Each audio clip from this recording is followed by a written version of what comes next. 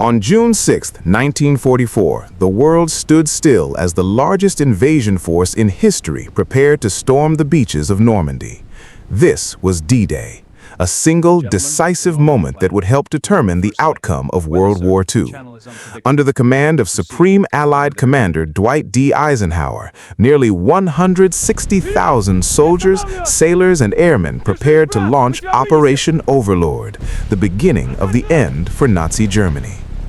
To understand why D-Day was necessary, you have to look to the Eastern Front.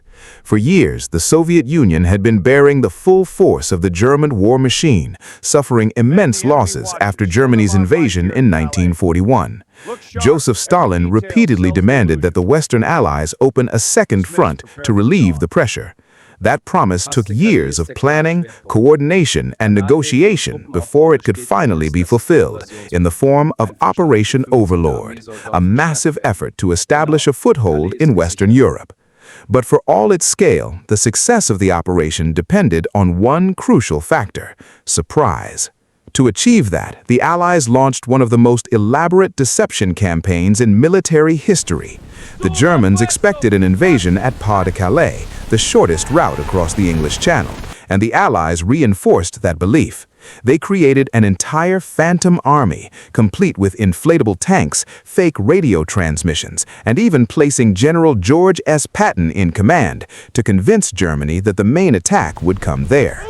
The deception was so effective that even as the real invasion began in Normandy, German forces remained positioned in Calais, waiting for an attack that would never come. Originally planned for June 5th, the invasion was delayed by severe weather.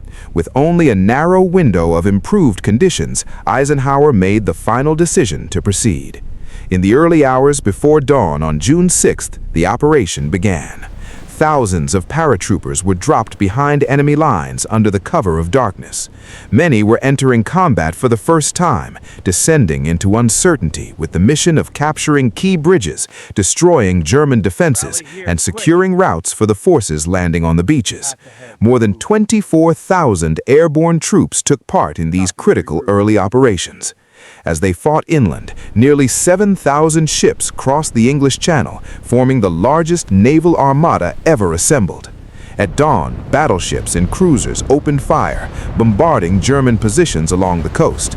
Then, at approximately 6:30 in the morning, landing craft reached the beaches, and soldiers began their assault on what Hitler had called the Atlantic Wall. This was no ordinary shoreline. Under the direction of Field Marshal Erwin Rommel, the coast had been transformed into a heavily fortified defensive zone, filled with mines, obstacles, and barbed wire, all designed to channel attackers into deadly lines of fire. The invasion was spread across 5 beaches, and conditions varied dramatically between them. At Utah Beach, American forces encountered relatively light resistance, but at Omaha Beach, the situation was far more deadly. Strong currents pushed landing craft off course, and the preliminary bombardment failed to neutralize German defenses. As a result, soldiers from the 1st and 29th Infantry Divisions faced intense machine gun fire from well-fortified positions on the cliffs above. They had to cross open ground under relentless attack, suffering devastating losses. Omaha would later be known as Bloody Omaha, with approximately 2,400 American casualties, making it one of the deadliest sectors of the invasion. Yet the foothold held.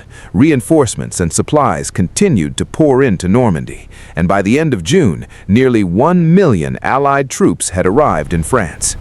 D-Day did not end the war, but it marked the turning point. It shifted the balance decisively against Nazi Germany and set the stage for the liberation of Western Europe. It was a moment defined by careful planning, strategic deception, and extraordinary courage. By the evening of June 6th, the question was no longer whether the Allies would win, but at what cost that victory would come.